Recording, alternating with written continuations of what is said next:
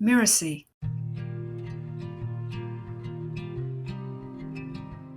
Hi, I'm Lisa Bloom, and you're listening to Once Upon a Business. In each episode of this show, we explore a story, a fairy tale, folk tale, or traditional story, so that we can discover the amazing lessons relevant for business and for entrepreneurs. Today is a bit of a special occasion because, you see, it marks the 50th story that I've shared through our show. Stories have an extraordinary power. They have the ability to transport us to different worlds, evoke emotions, and connect us on a deep human level. They ignite our imaginations, challenge our perspectives, and remind us of our shared humanity. From a starved sparrow who lovingly gifts its cruel caretaker, to the story of love and madness being paired together for life, we've had our fair share of thought-provoking endings. While we've also shared stories of transformation, like the selfish giant whose heart was warmed by those annoying intruders in his garden. With each episode, we strive to create an immersive experience for you, and we're eager to do so for another 50 episodes. So if there's a particular fairy tale or folk tale that you'd like to have me tell, and then pull out the business lessons just like I do in this podcast, now is your opportunity. Email the story to podcast@mirasee.com no later than the end of day, Friday, September 1st. I'll go through the entries and choose my favourite to tell for the October 5th episode. I'll also announce your name and the name of your business in that episode.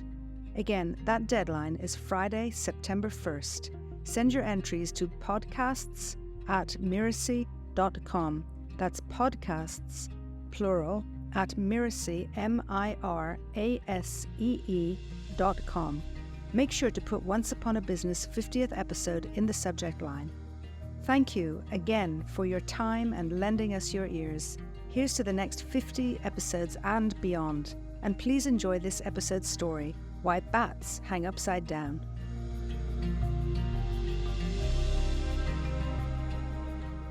Long ago, when the world was new, the Creator called all the creatures together and told them, "The earth is filled with wondrous places. Go out and find the place that you would call home." So all the creatures went out, and at first all the animals decided to live together in one place over here, and all the birds decided to live together in another place over there. Now, to celebrate their new home, the animals decided to have a party. Word went out that the animals would all gather that evening in a nearby clearing. When Bat heard about the party, he was very excited. He got so busy brushing his fur and shining his wings, and when he finally arrived, Bat fluttered to the branch of a nearby tree and looked down toward the clearing. Ooh, all the animals were having a good time, he thought. From the tree branch, Bat saw that there were all sorts of tasty foods and sweet drinks laid out for everyone, and the animals were making their own music. Some were playing drums and reeds, roaring, barking, bellowing, howling, and trumpeting, everyone singing. They were dancing in a line and stamping their feet. The place was hopping. Bat shivered with anticipation and fluttered down to the entrance where Zebra stood guard. "Evening, Zebra," Bat squeaked. "Fine night for a party." "Stop right there, Bat," neighed Zebra. "Where do you think you're going?" Well, into the animals' parties," stammered Bat. "Oh, no, you don't. This party is only for animals, and you are not an animal." "Oh, but I am," insisted Bat. "See, I've got fur and teeth. Only animals have that." "But you've got wings. Only birds have wings. Now get out of here before I stomp you." Zebra raised his hoof, and Bat quickly fluttered out of the way, back up to that tree. He sadly watched the animals feasting and singing and dancing, and the tears began to run down his fur all the way to his feet. And Bat began to slip this way and that way until he slipped all the way around and hung upside down. Bat was too sad to care. He just stayed upside down and his tears fell to the ground. Well, when the birds heard about the animals' party, they decided this sounded like a great idea. They decided to have a party of their own. When word went out that all the birds would gather that night in a nearby clearing, Bat thought, "Now's my chance to have some fun." He spiffed himself up, shined his wings, buffed up his feet. He was ready. He fluttered over to the clearing and landed in a nearby tree. The party was already in full swing. There were tables of wonderful seeds and berries and big seashells filled with sweet nectars to drink. The best singers of the bird kingdom were hooting, cawing, whistling, warbling, and crooning away. The long legged birds were high stepping with the smaller birds dancing between their legs, and everyone was shaking their wings, feathers flying everywhere. Bat couldn't wait to get in there. He fluttered down to the entrance where Vulture stood guard. Evening, Vulture, Bat said nonchalantly as he hurried inside. Stop right there, Bat. You can't go in there. Why not? It's the birds' party and I'm a bird. See, I've got wings. One, two, one on each side. You also have dark, fuzzy fur and sharp little fangs, hissed Vulture. Birds have feathers and beaks, not fur and teeth. Now get out of here before I peck you. And Bat barely missed being pecked by Vulture as he quickly fluttered back up to the tree. Bat was still trembling as he sadly watched the birds feasting and singing and dancing, and the tears began to run down his fur all the way to his feet. And Bat began to slip this way and that way until he slipped all the way around and hung upside down. But Bat was too sad to care. He just stayed upside down and his tears fell down to the ground.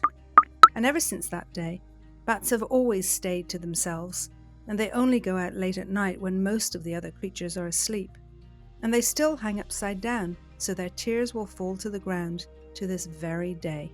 This is a story from Sudan, retold by Alison Cox. I love this story. On the surface it seems almost flippant, poor old bat. But the message of the story actually runs deep. That feeling of exclusion, it's so common and so painful.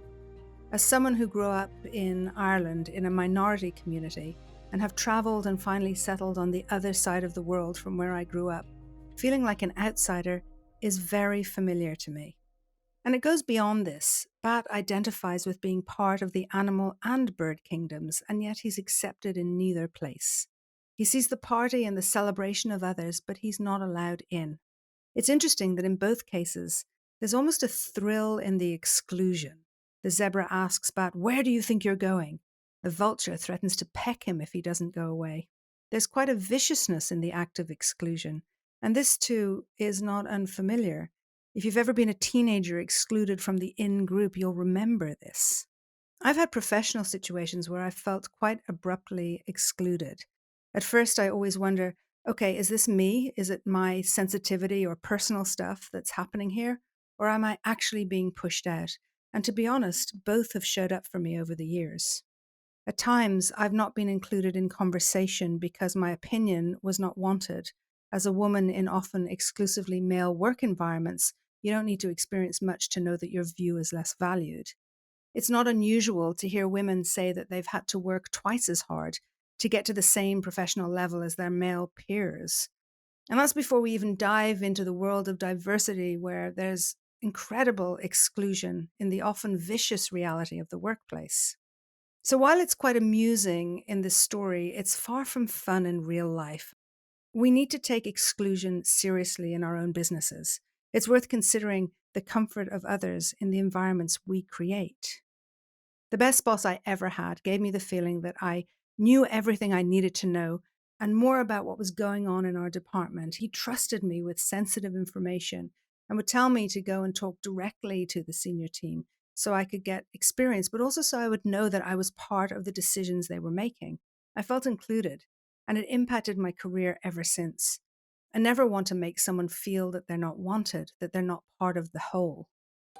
Having the experience of being excluded, while very painful, can be quite a lesson to learn. Some may argue that it's required learning to develop resilience.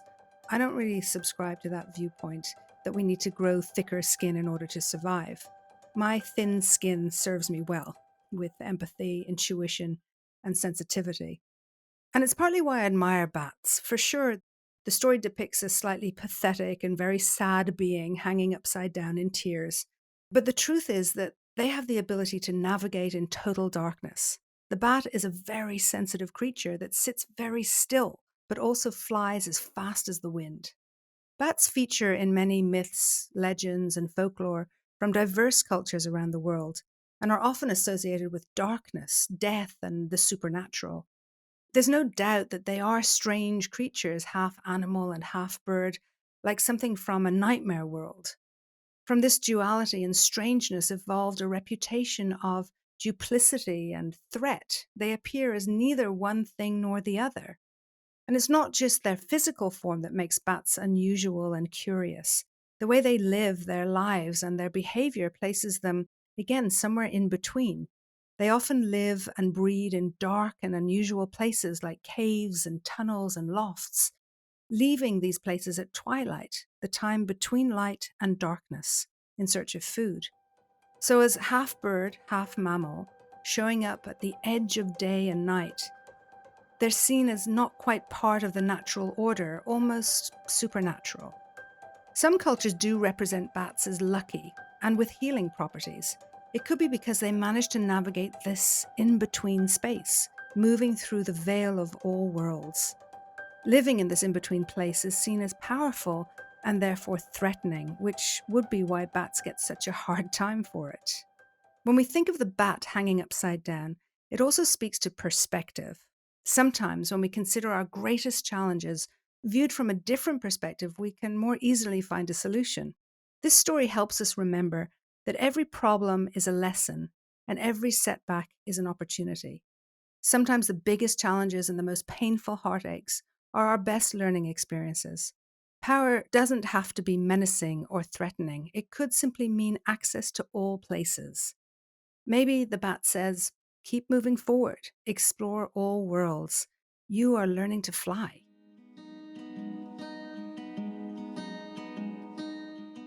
I'm Lisa Bloom, and you've been listening to Once Upon a Business.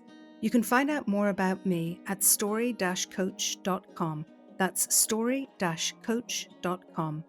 Once Upon a Business is part of the Mirasee FM podcast network, which also includes such shows as Self-Awakened Lifestyle and Blowing Up. This episode of Once Upon a Business was produced by Cynthia Lamb. Mishi Lance and Jeff Govertson assembled the episode, and Danny Inney is our executive producer. To catch the episodes that are coming up on Once Upon a Business, please follow us on Spotify, Apple Podcasts, or wherever you're listening right now. And if you like the show, please leave us a starred review. It really does help us out. Thank you. We'll see you next time.